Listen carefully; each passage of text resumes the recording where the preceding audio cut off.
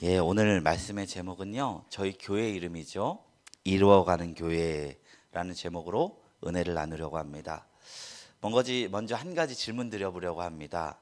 여러분은 신앙생활을 잘 감당하고 있는 성도의 모습이 얼마나 아름다우신지 아십니까? 옆에서 보면요. 참 보는 사람도 같이 힘이 납니다. 사람이 꽃보다 아름답다고 하는데 그 말이 참말입니다. 그 아름다운 모습을 통해서 서로에게 영향력을 끼치는 것. 이것이 교회의 역할이고 존재의 이유입니다. 만약에 성도 여러분들께서 은혜로운 설교를 듣고 싶으시다면 명망 있는 목사님들의 유튜브 설교를 들으시면 됩니다. 연습이 잘 된 공교한 찬양을 듣고 싶으셔도 이어폰 하나 딱 끼시고 찬양 무엇을 검색해 보십시오. 아름다운 찬양을 들을 수 있을 것입니다. 공부도요, 사실 강의보다는요, 강의는 도움이거든요. 실제 실력이 들려면 문제를 풀어야죠. 자기가 문제를 풀어야죠. 성경 지식도 그래요. 설교를 통해서 성경 지식 느는 것보다요, 실제 자기가 성경을 읽고 어려운 내용은 주석서를 가지고 참조하면 진짜 빨리 성경 지식을 늘릴 수 있습니다. 그런데요, 교회만 할 수 있는 대체 불가적인 영역이 하나가 있습니다. 그것은 영적인 관계라는 것입니다. 무엇으로도 대체가 불가능합니다. 그래서 교회는요, 건물이 아니라 성도의 모임인 것입니다. 만약에 우리 가정이 예수로 하나 돼서 같이 가정 예배를 드린다. 그러면 그것도 교회예요. 여기는 예배당이고요. 믿는 성도님들이 한 자리에 모여서 같이 모이는 것. 어떤 신실한 신앙인도요, 교회를 통하지 않고 나오는 법은 없습니다. 진짜 진실된 신앙인이 산속에 들어가서 참선하며 돛 닦는 방식으로 진리를 깨닫는 게 아닙니다. 여기서요, 교회 생활하고 지지고 볶고 사랑도 하고 갈등도 겪어가며 다듬어져 가는 방식으로 진리를 깨달아 갑니다. 옛날에 어른들이 그러더라고요. 애 안 낳아보면 어른 아니라고. 왜 그런지 알 것 같죠? 네. 설사 교회가 조금은 불완전해도 말입니다.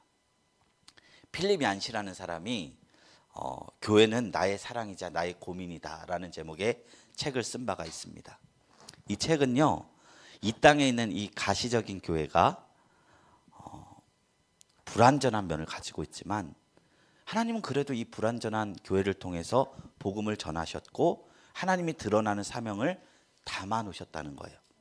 그래서 사랑하지만 동시에 고민해야 된다는 내용을 담고 있습니다. 신앙인들은요, 교회를 통해서 하나님 만납니다. 그러니 하나님을 만나는 통로로서 사랑스러운 공동체입니다. 그러나 그와 동시에 교회는요, 고민의 공동체예요. 사랑이 빠지고 고민 없이 사랑해도 이상하게 되고요. 사랑 없이 고민만 해도 이상하게 돼요. 사랑과 고민을 함께 해야지만 교회가 건강하게 서갈 수 있다는 거예요. 교회가 만일 타락하면 어떤 현상이 발현하는지 아십니까?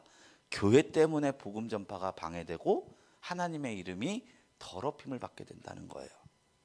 그리고 교회 때문에 신앙이 떨어지는 일이 발생한다는 거예요. 그래서 주님도 소금이 맛을 잃으면 과연 이 세상에 무엇으로 짜게 하리요? 소금은 교회를 말하는 거거든요. 교회가 교회의 맛을 잃어버리면 이 세상에 어떤 이가 하나님 나라의 맛을 낼 수 있겠느냐, 이 얘기를 하고 있는 것입니다. 그래서 항상 건강한 공동체를 세워가기 위해서는 고민이 필요합니다. 우리는 좋은 공동체가 되기 위해서 어떤 자세를 가져야 하는가? 교회를 위해서 고민을 해야 한다는 것입니다. 오늘날 미디어나 매스컴을 보면 교회가 각종 구설수에 많이 오릅니다. 저도 이거 읽을 때마다 속이 뒤집어지는 것 같아요.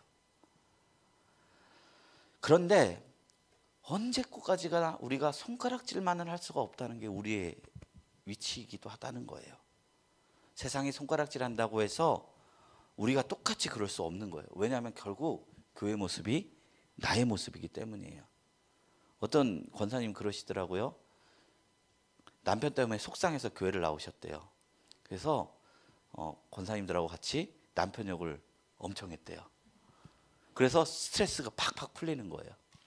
근데 나중에 그 남편이 교회 전도돼서 왔습니다. 그 남편은 그 교회를 다닐 수가 없게 되었다는 겁니다.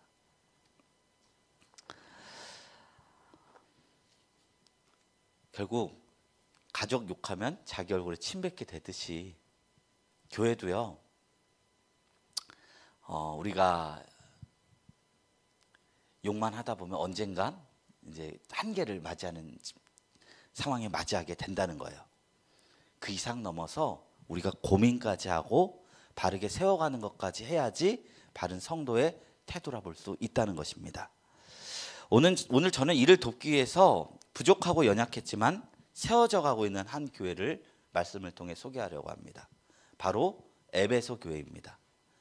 이 교회에게는 성경이 쓰여진 2000년 전의 이야기이기도 하지만 오늘날 우리의 이야기이기도 합니다. 말씀을 통해서 우리는 우리 공동체를 한번 비춰봤으면 좋겠습니다. 오늘 성경에서 이야기하는 에베소 교회는 사도 바울이라는 인물이 소아시아 지역을 전도할 때 약 2년, 3년간 시간을 쏟아서 세운 교회였습니다. 에베소 지역에 있는 유대인 회당에서 강론하면서 유대인들을 모았고요. 2년 동안 두란노 서원에 가서 강론하면서 그리스도인들을 모았습니다. 그래서 이방인과 유대인들이 함께 모여서 이룬 공동체였습니다. 복음 안에서 민족이 다른데 하나가 되어서 교회를 세운 것입니다. 사도행전 19장 8절 10절 말씀입니다. 바울이 회당에 들어가 석 달 동안 담대히 하나님의 나라에 대하여 광론하며 권면하되 어떤 사람들은 마음이 굳어 순종하지 않고 무리 앞에서 이 도를 비방하거늘 바울이 그들을 떠나 제자들을 따로 세우고 두란노 서원에서 날마다 강론하니라. 2해 동안 이같이 하니 아시아에 사는 자는 유다인이나 헬라인이나 다 주의 말씀을 듣더라. 여기서 헬라가 그리스 지역이거든요. 두란노라는 것은 남양주 별내라고 하는 것처럼 에베소에 속한 한 지역의 이름이었습니다. 바울은 이곳에서 2가지 사역했대요. 석 달 동안 회당에 들어가 하나님 나라에 대해서 강론했다고 합니다. 회당은 무엇이냐면요, 타국에 흩어진 유대인들이 모이던 집회 장소를 일컫습니다. 역사적으로 유대인은요 세계적으로 흩어져 살았는데 최초 바벨론 침략으로 인해서 타국으로 흩어졌을 때가 약 기원전 500년, 지금으로부터 2500년 전이죠. 그러니까 지금 성경에 쓰여진 당시에도 500년간 나라의 정체성을 잃고 살았던 시기였다는 거예요. 지금 유대인들이 좀 대단한 게 나라가 없이 1945년, 그러니까 2500년 동안 나라 없이 국가 정체성을 유지했다는 거예요. 이거 생각해보면 보통 일 아닙니다. 우리나라 일제강점기 겪었죠. 그때 한 40몇 년 겪었는데도 일본의 흔적이 오랫동안 남았어요. 젓가락을 와라바시라 부르고 양파도 다마네기라 부르고 벚꽃놀이하고 교복도 요즘에 좀 서양식으로 많이 가려하는데 일본식 교복이 2000년대 초반까지만 해도 흔히 볼 수 있었습니다. 이 100년만 갔으면 어떻게 됐을까요? 어떻게 될지 장담 못하는 거예요.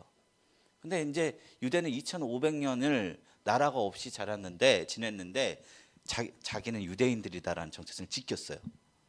어떻게 그게 가능하냐? 자신의 정체성을 지키기 위해 정기적으로 회당 모임을 가져서 집회를 가졌기 때문입니다. 그것이 회당입니다. 바울이 그곳에서 유대인들을 향하여 하나님 나라에 대해서 강론했다는 거예요. 그게 석 달 동안 했던 사역이었어요. 그리고 2년 동안은 두란노 서원에 가서 복음을 전했다고 했어요. 두란노 서원은요 당시 그리스 철학자들이 모여서 지혜를 논하던 장소였습니다. 소피스트들, 들어보셨죠? 그들이 지혜란 무엇인가 토론하고 소크라테스도 여기서 토론하고 그랬던 장소였습니다. 로마가 그리스를 무력으로 제패했지만 그리스의 철학은 로마를 제패했다라는 말이 있어요. 그리스의 철학은 그만큼 영향력이 있었던 거예요. 그 중심에 이 두란노 서원의 토론자 소피스트들이 있었습니다. 이곳에서 바울이 철학자들과 토론과 병증과 웅변을 하면서 하나님 나라에 대해서 전도했는데 3년이 지나니까 열매가 맺히기 시작하는 거예요. 이곳에서 그리스도인들이 생겨나고 예수를 믿는 사람들이 생겨나기 시작한 것입니다. 이것이 에베소 교회가 태동할 수 있었던 계기가 되었습니다.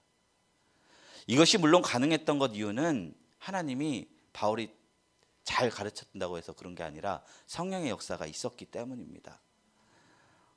성경을 살펴보면 바울이 에베소에서 복음을 전하던 시기는 바울의 인생에서 가장 전성기의 시절이었습니다. 성령의 능력이 기적이 나타나던 시기였습니다. 사도행전 19장 10절 12절 보면 이런 말이 나와요.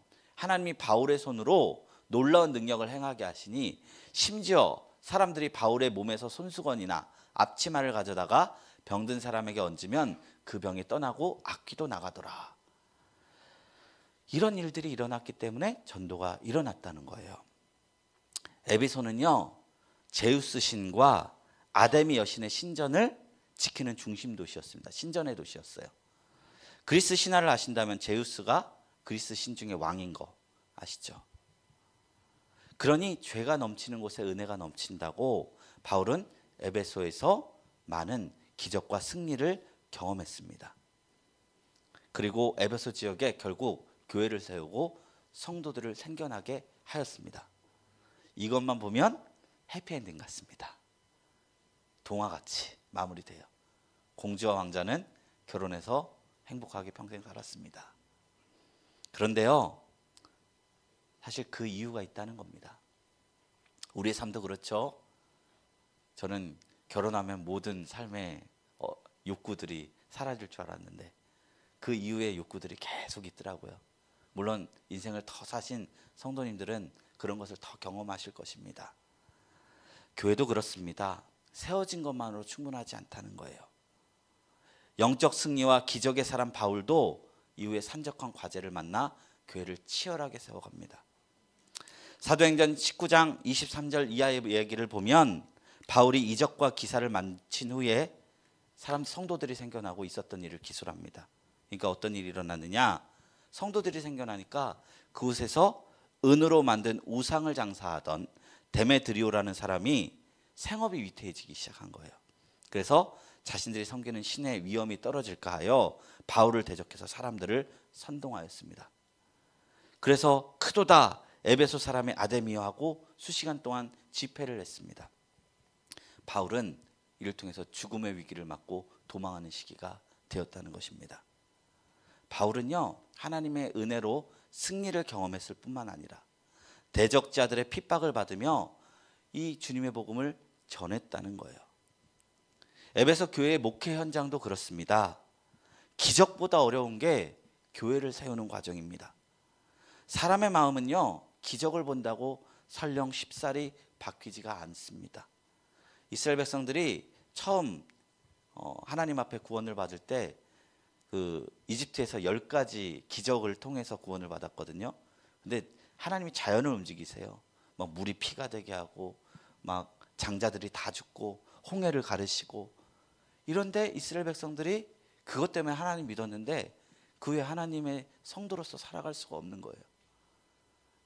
낭망된 상황이 찾아오면은 하나님 어떻게 하고 절망하고 믿음이 안 생겨요.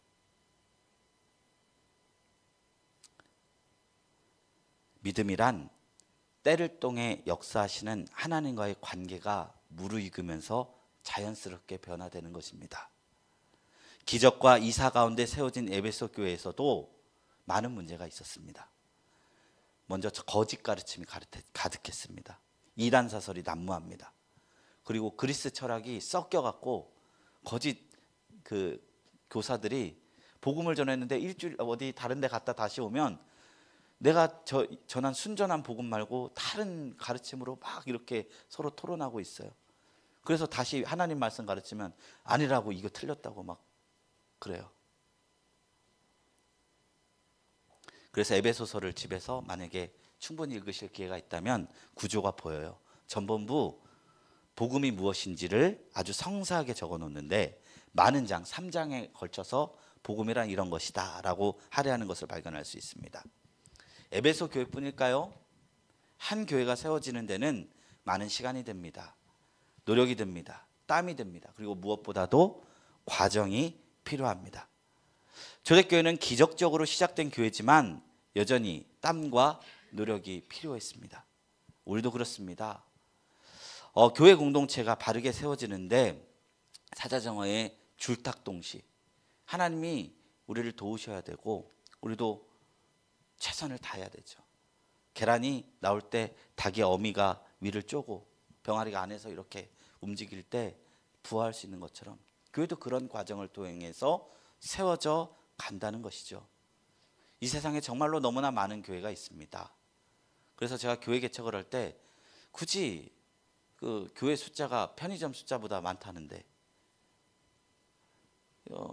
교회를 세울 필요가 있을까라는 고민을 한 적이 있었습니다. 그러나 여전히 이 시대에는 건강한 교회가 필요하고 고민하는 교회가 필요하고 그리고 하나님의 뜻을 행하는 교회가 필요하다라는 결론을 내려서 별내 땅에 개척을 하게 된 것입니다. 우리는 먼저 이 마음을 담아야 합니다. 지금보다 나은 교회는 어떤 모습이어야 할까? 고민하는 그 고민 속에서 우리는 더 주님의 뜻을 담을 수 있게 됩니다. 그래서 우리는 교회를 사랑함과 동시에 고민해야 합니다. 어떤 공동체가 되어야 우리의 모습 속에서 하나님이 더 드러날 수 있을까? 이러한 고민이 우리 안에 좀 더 있었으면 좋겠습니다. 사랑한 만큼 고민한 만큼 교회 생활이 행복해지고 우리 교회를 통해서 하나님 만날 수 있기 때문입니다. 그리고요, 오늘 본문 말씀은 특별히 교회론을 다루는 구절이기도 합니다. 바울은 과연 교회란 무엇인가? 에베소 교회를 향해서 우리를 향해서 이렇게 정의하고 있어요. 한 절씩 보겠습니다. 19절 한번 읽어볼까요? 우리 한 목소리로 읽습니다. 그러므로 이제부터 너희가 외인도 아니요 손도 아니요 오직 성도들과 동일한 시민이요 하나님의 권속이라. 에베소서는 교회를 무엇이라고 정의했어요? 하나님을 아버지로 모신 가족 공동체다라고 정의했습니다. 사실 우리가 하나님을 아버지라 부를 수 없었습니다. 저희 어머니 권사님 같은 경우에는 설거지하다가 접시가 깨지면 아이고 아버지라고 외쳤어요. 근데 그게 진짜 육신의 아버지를 말한 게 아니라 하나님 아버지를 외친 소리였어요. 근데 우리는 하나님과 원래 아버지의 관계가 될 수 없습니다. 왜냐하면 우리가 하나님을 아버지라 부르려면 우리 또한 하나님의 형상을 닮아야 하는데 우리는 죄로 인해서 하나님의 형상이 깨어졌기 때문입니다. 많은 시간 하나님의 그로 인해 언약밖에 있게 될 수밖에 없었습니다. 그러나 복음이 침투한 후 우리는 하나님의 약속에 대해서 외인이 아니고 약속 안에 거하게 되므로 하나님의 자녀가 됐습니다. 하나님이 약속한 수많은 축복들이 받을 자격이 있는 사람들이 되었다는 것입니다. 그리고 더 그 위에 그 언약 안에서 우리는 서로 가족이 된 것입니다. 그래서 우리는 서로 가족 공동체가 되어야 된다는 거예요. 예전에요, 제가 아내랑 연애를 했었을 때 아내가 그런 말을 하더라고요. 저 힘들게 하면 우리 아버지 대신 하나님이 가만히 있지 않을 거라고 이런 식으로 했어요. 그때 제가 어떻게 답변했는지 아십니까? 그 아버지 내 아버지다 라고 얘기했어요. 아버지가 누구 편 들겠느냐 이런 얘기를 했던 거예요. 그렇기 때문에 우리는 영적인 가족이 되어야 됩니다. 행정적으로 수많은 선교회와 구역과 그런 조직을 하기에 앞서서 가족이 되는 것이 먼저라는 것입니다. 예수께서 나에게 주시는 사랑을 공동체를 향해 흘리는 것입니다. 그러기 위해서는 우리가 서로 노력해야 되고 이해해야 할 줄로 믿습니다. 마음을 터놓고 관계에서 임하는 하나님의 나라를 실현시키기 위해 사랑 주고 사랑 받음이 자연스럽게 행해져야 하는 것입니다. 프랑스의 철학자 장폴 사르트르는 이런 말을 했어요. 타인은 지옥이다. 관계가 너무 괴롭다는 거예요. 그런데 정정한 성도들은 타인이 지옥이 아니라 타인과의 관계 속에서 천국을 경험하는 겁니다. 이 안에서만이 우리 신앙이 자랄 수 있습니다. 계속해서 20절에서 22절 말씀을 보겠습니다. 우리 다 같이 읽습니다. 너희는 사도들과 선지자들의 터 위에 세우심을 입은 자라. 그리스도 예수께서 친히 모퉁이 돌이 되셨느니라. 그의 안에서 건물마다 서로 연결하여 주 안에서 성전이 되어가고 너희도 성령 안에서 하나님의 거하실 처소가 되기 위하여 예수 안에서 함께 지어져 가느니라. 아멘. 그래서 바울은 계속해서 교회에 대해서 이야기하고 있어요. 그 증거가 너희는 이라는 표현입니다. 너는 지어져 가느니라가 아니라 너희는 지어져 가느니라. 복수로 사용되고 있죠. 공동체에게 주신 말씀이라는 것이죠. 개인이 아닌 공동체에게 적용할 말씀이라는 것이죠. 예배소 교회 공동체가 존립할 수 있는 이유가 무엇인지 설명하는 구절입니다. 교회는요, 그저 사도들과 선지자들의 터위의 세움을 받았다라는 표현을 합니다. 그리고 예수 그리스도의 친히 모퉁이돌이 된 공동체라 합니다. 우리는 뿌리 없이 이곳에 세워진 것이 아닙니다.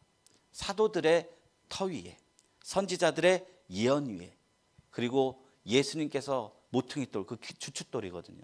주춧돌이 되셔서, 기초돌이 되셔서 우리 공동체와 함께 있기 때문에 우리가 교회일 수 있는 것입니다. 우리 교회도 이를 이어받아서 별내 땅에 세워졌습니다. 제가 신학을 전공해서 목사의 라이선스가 있기 때문에 보증금 내고 세운 게 아니라 이 모든 것 위에 하나님의 언약이 있기 때문에 교회가 교회될 수 있는 것입니다. 예수님께서 말씀하셨죠. 이 반석 위에 이 교회를 세우리니 음부의 권세가 결코 깨뜨릴 수 없다. 서두에도 말씀드렸지만 교회가 완벽한 공동체 아닙니다. 천사들의 공동체라고 생각하면 100%, 200% 실망합니다. 오히려 부족한 게 많습니다.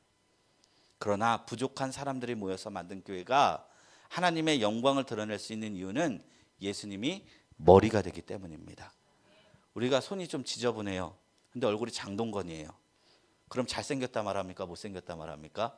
잘생겼다 말하죠. 우리가 머리를 예수 삼으면 손이 좀 더럽다 한들 우리는 잘생긴 사람들이에요. 이 정체성이 있어야 교회는 흔들리지 않습니다. 그런데 문제가 되면 머리를 예수님이 아니라 목사가 되면 그때부터 아무리 잘생긴 목사가 돼도 못생긴 겁니다. 그래서 교회는 목사 중심이 아니라 예수 중심, 그리고 성도의 사랑의 중심의 공동체 되어야 할 줄로 믿습니다. 두렵고 막막하고 부족한 것은 있지만 걱정할 것이 없습니다. 주님이 머리가 되신다면 어떻게든 해나갈 수 있습니다. 기억할 것은 저희 교회를 포함해서 어떤 곳에도 완성된 교회는 없습니다. 풍성한 예산이 있을 수는 있습니다. 완벽해 보이는 프로그램이 있을 수 있습니다. 그래도 하나님의 시야에서 보면은 모든 이 땅에 있는 가시적인 교회는 미완성의 교회입니다. 중요한 것은 그럼에도 불구하고 교회가 걷는 길에 예수가 머리가 되고 있느냐, 그 사실입니다. 이루어가는 교회는 현재 진행형인 교회입니다. 개척교회라서 그런 이름을 붙인 것이 아닙니다. 그럴지 안 그럴지 모르지만 설사 우리 교회 사람이 바글바글 해진다 할지라도 저는 우리 교회를 이루어가는 교회로 끝낼 것입니다. 이루어진 교회가 되지 않을 것입니다. 왜냐하면 완성되지 않았기 때문에, 그렇기 때문에 가능성을 담고 싶어서 그렇습니다. 답은 모를 수 있습니다. 앞으로 되어질 일을 모를 수 있습니다. 그러나 우리가 걸어가는 걸음 속에 주님이 함께 하시는 것을 믿음을 가지고 걷는 교회가 되시기를 간절히 축원합니다. 잠언 16장 9절에 말씀하고 있습니다. 사람이 마음으로 자기의 길을 계획할지라도 그의 걸음을 인도하시니는 여호와시니라. 걸어가는 것은 우리고 이를 행하시고 완성케 하신 것은 주님이라 약속하셨습니다. 우리는 주님이 완성해 나가는 그 역사에 그저 드려지는 청지구일 뿐입니다. 마름일 뿐입니다. 그러니 예배, 헌신, 봉사, 연보, 그저 내가 할 수 있는 일을 시켜서 그런 것이 아니라 자원함으로 믿음으로 감당하면 하나님께서 그 일들을 통해서 하나님의 일하심을 세워가실 줄로 믿습니다. 말씀을 맺겠습니다. 고린도전서 3장 6절 7절에 바울이 이야기합니다. 나는 심었고 아볼로는 물을 주었으되 오직 하나님께서는 자라나게 하셨나니 그런즉 심는 이나 물 주는 이는 아무것도 아니로되 오직 자라게 하신 이는 하나님 뿐이니라. 하나님이 사랑하는 교회를 자라게 하시고 이끌어 주실 것입니다. 그리고 그 안에 우리 이로한 교회도 있기를 소망합니다. 그 섭리 안에 우리 교회가 하나님의 뜻을 이루어가는 교회, 어제보다 나은 길을 걷는 교회, 한 단계 도약하여 하나님의 나라를 더 힘있게 전하는 공동체가 되기를 주님의 이름으로 축원합니다.